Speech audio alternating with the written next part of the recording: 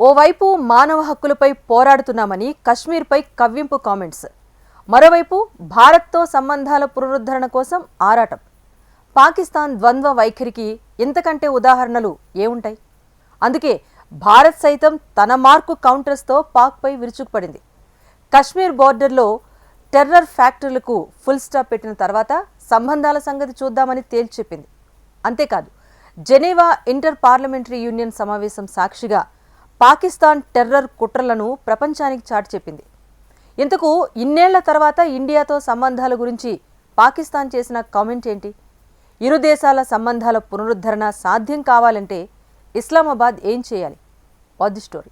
ఓవైపు కశ్మీర్లో ఉగ్ర కుట్రలు, మరోవైపు స్నేహ గీతం. భారత్తో పాకిస్తాన్ ఆడుతున్న డబుల్ గేమ్ ఏంటి? జెనీవా సాక్షిగా ఇస్లామాబాద్కు ఇండియా కౌంటర్ ఏంటి? ఒకే వరలో రెండు కత్తులు ఇమడవు. కానీ పాకిస్తాన్ మాత్రం శాంతి, రక్తపాతాలను ఒకే వరలో ఉంచాలని ప్రయత్నిస్తోంది. కశ్మీర్లో తాను పెంచి పోషించిన ఉగ్రవాదులతో రక్తపాతం సృష్టిస్తూ భారత్తో సంబంధాల పునరుద్ధరణ ప్రతిపాదనలు చేస్తోంది. ఈ విషయంలో ఇండియాది ముందు నుంచి ఒకే మాట: సరిహద్దులో ఉగ్రవాద ఫ్యాక్టరీలు ఆపితేనే రెండు దేశాల మధ్య సంబంధాల పునరుద్ధరణ గురించి ఆలోచించొచ్చు అని చెబుతోంది. కానీ ఉగ్రవాదం ఇప్పుడు పాక్ పొత్తి కడుపులో పసిబిడ్డ కాదు, ఆ దేశాన్ని మింగేయడానికి సిద్ధంగా ఉన్న రాక్షసి. సింపుల్ గా చెప్పాలంటే ఎప్పటికీ తన కంట్రోల్లోనే ఉంటుందని భావించిన ఉగ్రవాదం తిరిగి ఇస్లామాబాద్నే శాసిస్తోంది. ఈ విషయంలో పాకిస్తాన్ చేయడానికి మిగిలిందేం లేదు. అందుకే డబుల్ గేమ్ ఆడే ప్రయత్నం చేస్తోంది. ఇటీవల బ్రసెల్స్ లో న్యూక్లియర్ ఎనర్జీ సమిట్ జరిగింది. ఆ సమావేశానికి పాక్ విదేశాంగ మంత్రి ఇషాక్ దార్ హాజరయ్యారు. ఆ సమయంలో భారత్తో సంబంధాల పునరుద్ధరణపై కీలక వ్యాఖ్యలు చేశారు. భారత్తో వాణిజ్య సంబంధాలను తిరిగి ప్రారంభించుకునేందుకు పాక్ తీవ్రంగా ప్రయత్నిస్తుందని పేర్కొన్నారు. తమ దేశం తీవ్ర నగదు కొరతతో అల్లాడుతుందని, వ్యాపార సంఘాలు ఇండియాతో తిరిగి వ్యాపారాన్ని కొనసాగించేందుకు ఆసక్తిని వ్యక్తం చేసినట్టు జేఎన్ న్యూస్ పేర్కొంది. భారత్తో వాణిజ్యం పునరుద్ధరించాలని పాక్ వ్యాపారులు కోరుకుంటున్నారని విదేశాంగ మంత్రి కూడా పేర్కొన్నారు. తాము భారత్తో వాణిజ్య విషయాలను తీవ్రంగా పరిశీలిస్తామని దార్ పేర్కొన్నట్టుగా ఎక్స్ప్రెస్ ట్రిబ్యూన్ కథనం తెలిపింది. కానీ మన దేశంతో వాణిజ్య సంబంధాల పునరుద్ధరణ ఇస్లామాబాద్ కోరుకుంటే జరిగేది కాదు. అందుకు భారత్ కూడా సిద్ధపడాలి. అలా జరగాలంటే ఉగ్రవాదాన్ని ఆ దేశం పూర్తిగా నిర్మూలించాలి. బ్రసెల్స్ న్యూక్లియర్ ఎనర్జీ సమిట్ లో ఇషాక్ దార్ ప్రకటనతో పాకిస్తాన్ మారిపోయింది అనడానికి లేదు.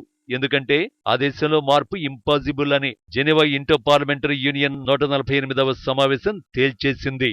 ఈ సమావేశంలో పాకిస్తాన్ ప్రతినిధి మరోసారి భారత్పై అవే కారుకూతలు కూశారు.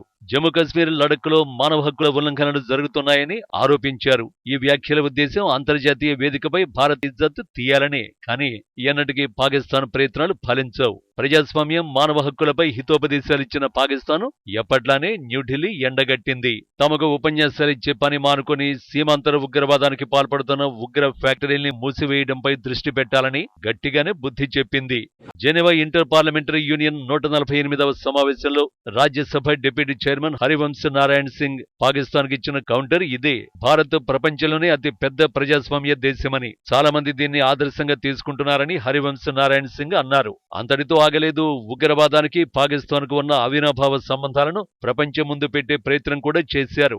ఉగ్రవాదులకు ఆశ్రయం కల్పించడం, సహాయం చేయడం వంటి వాటిల్లో పాక్కు చరిత్ర ఉందని ఐపీయూ సభ్యులకు బాగా తెలుసంటూనే global terrorist Osama bin Laden కూడా పాకిస్తాన్ కు చెందినవాడేనని, భద్రతా మండలి నిషేధించిన అత్యధిక సంఖ్యలో ఉగ్రవాదులకు ఆశ్రయం కల్పిస్తున్న దేశాల్లో పాకిస్తాన్ కు రికార్డు ఉందని గుర్తు చేశారు. జమ్మూ కశ్మీర్ ఎప్పటికీ భారత్ లో అంతర్భాగమే అన్న హరివంశ్ నారాయణ్ సింగ్ ఎవరు ఎలాంటి ప్రచారాలు చేసినా వాస్తవాలను మార్చలేరంటూ తేల్చి చెప్పేశారు. ఇదంతా పాక్ విదేశాంగ మంత్రి ఇషాక్ దార్ భారత్ తో సంబంధాల పునరుద్ధరణ కామెంట్ చేసిన కొన్ని గంటల్లోనే జరిగింది. దీన్ని బట్టి అర్థం చేసుకోవచ్చు భారత్ తో పాకిస్తాన్ ఆడుతున్న డబుల్ గేమ్ ఏంటో.